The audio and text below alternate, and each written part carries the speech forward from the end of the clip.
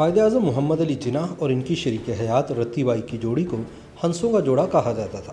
اگرچہ جناح اپنی سیاسی جدوجہد کے دوران اپنی محبوب بیوی کو اس قدر توجہ نہ دے سکے، لیکن ان کی موت پر جناح سب کے سامنے کھل کر روئے۔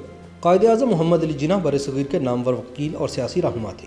محمد علی جناح سن 1913 سے 14 اگست سن 1947 تک آل انڈیا مسلم لیگ کے سربراہ اور قیام پاکستان کے بعد اپنی وفات تک ملک کے پہلے گورنر جنرل رہے۔ سرکاری طور پر پاکستان میں انہیں قائد اعظم یعنی سب سے عظیم راہبر اور بابا قوم یعنی قوم کا باپ بھی کہا جاتا ہے۔ محمد علی جناح کی شاندار سیاسی اننگز اور قیام پاکستان کے عظیم واقعے نے انہیں دنیا کے بڑے سیاسی رہنماؤں کی صف میں لا کھڑا کیا۔ تاہم ان کی ذاتی زندگی شدید کرب اور اتار چڑھاؤ کا شکار رہی۔ جناح کی پہلی شادی ان کے والدین کی مرضی سے ہوئی تھی، لیکن شادی کے چند مہینوں بعد ہی ان کی اہلیہ وفات پا گئی، جس کے بعد جناح کی محبت کی شادی بھی ان کی سیاسی مصروفیات اور سسرال سے تنازع کی نظر ہو گئی۔ سکینہ عرف ایمی بائی محمد علی جناح کی چچا زاد اور ان کی پہلی بیوی تھی۔ ایمی بائی اور محمد علی جناح کی شادی فروری سن 1892 میں ہوئی۔ اس وقت ایمی کی عمر صرف 14 برس جبکہ جناح کی عمر 16 سال تھی۔ یہ شادی انتہائی سادگی سے انجام پائی۔ پہلے نکاح پڑھایا گیا اور پھر عام رسومات میں رخصتی ہوئی۔ بعض حلقوں کا ماننا ہے کہ جناح کے والدین نے صرف اس ڈر سے اپنے بیٹے کو کم عمری میں بیاہ دیا تھا کہ کہیں پردیس جا کر وہ کسی گوری کو دل نہ دے بیٹھے۔ بہرحال شادی کے چند مہینوں بعد نومبر سن 1982 میں جناح اعلیٰ تعلیم کی غرض سے برطانیہ منتقل ہو گئے۔ جن دنوں جناح قانون کی تعلیم کے لیے برطانیہ میں مقیم تھے، کراچی میں کورونا ٹائپ کی ایک متعدی وبا پھیل گئی، جس کی زد میں آ کر جناح کی نوعمر دلہن ایمی بائی اور والدہ شیریں عرف مٹھی بائی انتقال کر گئی۔ ایمی بائی سے جناح کی کوئی اولاد نہ تھی۔ یہ شاید ایمی بائی کی موت کا صدمہ ہی تھا کہ محمد علی جناح 25 برس تک دوبارہ شادی کرنے پر مائل نہ ہوئے۔ جب محمد علی جناح برطانیہ سے قانون کی تعلیم حاصل کرنے کے بعد ممبئی واپس آئے تو ملک کے بڑے اور نامور وکیلوں میں شمار ہونے لگے۔ ان کے کلائنٹس میں صاحب ثروت، سیاسی زعما اور ملک کے بڑے کاروباری لوگ بھی شامل تھے۔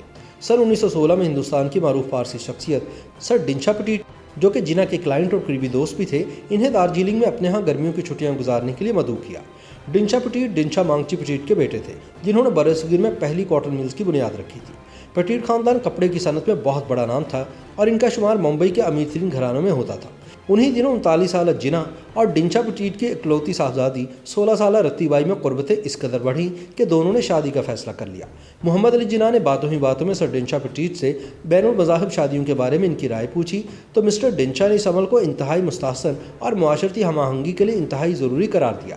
جناح کو ڈنشا کے مثبت خیالات سے حوصلہ ملا اور انہوں نے ایک مشترکہ دوست کے ذریعے رتی بائی کا رشتہ مانگ لیا۔ ڈنشا پٹیٹ یہ سن کر آگ بگولا ہو گئے اور کسی بھی صورت اس شادی کی اجازت دینے سے واضح انکار کر دیا، بلکہ رتی پر جناح سے ملنے جلنے پر بھی پابندی لگا دی۔ دوسری طرف رتی فوری طور پر جناح سے شادی کرنا چاہتی تھی، لیکن محمد علی جناح نے انہیں 18 سال کی عمر تک پہنچنے کے بعد ہی نکاح کی حامی بھری۔ بہرحال رتی کی 18ویں سالگرہ کے 2 ماہ بعد ایک مختصر تقریب میں دونوں کی شادی ہو گئی۔ اس شادی سے قبل رتن بائی نے اسلام قبول کیا اور اس کا نام تبدیل کر کے مریم جناح رکھا گیا۔ تاہم شادی کے بعد بھی انہوں نے خود کو رتی یا رتن ہی کہلوایا۔ اس شادی کے وقت محمد علی جناح کی عمر تقریباً 41 برس جبکہ رتی صرف 18 برس کی تھی۔ اگرچہ رتی کے پارسی والدین اس شادی سے قطعاً خوش نہ تھے، تاہم جناح اور رتی کی جوڑی کو ہنسوں کا جوڑا کہا جاتا تھا۔ رتی اپنے شوہر کو مسٹر جے کہہ کر پکارتی تھی۔ رتی نہ صرف خوبصورتی کا پیکر تھی بلکہ انہیں پہننے، اوڑھنے اور بننے سنورنے میں بھی ملکہ حاصل تھا۔ رتی کے لمبے گھنے بالوں میں ہر وقت تازہ پھول مہکتے جبکہ ان کے گلے اور بازوؤں میں ہیروں اور جواہرات کی بہار چھائی رہتی۔ محمد علی جناح بھی شادی کے بعد خوش باش بنے سمرے رہتے اور ان کا لباس خصوصی طور پر لندن سے تیار ہو کر آتا۔ اس دور میں رتی کے والدین کی جانب سے اس جوڑے کے سماجی بائیکاٹ کی وجہ سے تلخیاں پیدا ہو گئیں جو وقت کے ساتھ ساتھ بڑھتی چلی گئیں۔ شادی کے اگلے ہی سال ان کی بیٹی دینا جناح پیدا ہوئی، لیکن سن 1922 کے بعد محمد علی جناح اپنی سیاسی سرگرمیوں میں اس قدر کھو گئے کہ رتی کو تنہائی کا احساس ہونے لگا۔ اس دور میں جناح کو لکھے جانے والے خطوط میں رتی نے اپنے جذبات اور تنہائی کے کرب کو واضح انداز میں بیان کیا ہے۔ تنہائی کی آگ میں ہر پل جلتی ہوئی رتی کو کینسر جیسے موذی مرض نے بھی آن گھیرا۔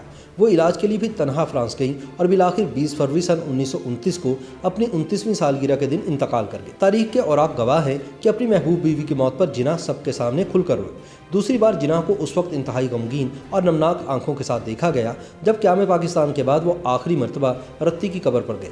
کہا جاتا ہے کہ جناح کی ساس نے اپنی بیٹی اور جناح کی شادی کو کبھی دل سے تسلیم نہ کیا تھا، اسی لیے انہوں نے اپنی نواسی کی شادی ان کی اجازت کے بغیر ایک پارسی نیول واڈیا سے کروا لی، جس کے بعد جناح نے اپنی بیٹی کو آگ کر دیا۔ تاہم بعض حلقوں کا اصرار ہے کہ باپ بیٹی میں خط و کتابت چلتی رہی۔ بہرحال دینا واڈیا کو پہلی بار محمد علی جناح کی وفات پر حکومت پاکستان کی جانب سے خصوصی طیارے کے ذریعے کراچی لایا گیا۔ وہ اپنے عظیم والد کی میت پر پھوٹ پھوٹ کر روتی رہیں۔ YouTube पर गूगली न्यूज देखने के लिए youtube.com की सर्च बार में गूगली न्यूज टीवी टाइप करें। गूगली न्यूज के पेज पर सुर्ख रंग के सब्सक्रिप्शन वाले बटन पर क्लिक करना ना भूलिए। YouTube पेज पर अपलोड होने वाली वीडियो से बाखबर रहने के लिए बेल आइकन पर क्लिक कीजिए। आपको हर नई वीडियो के बारे में नोटिफिकेशन मौसूल हो जाएगा।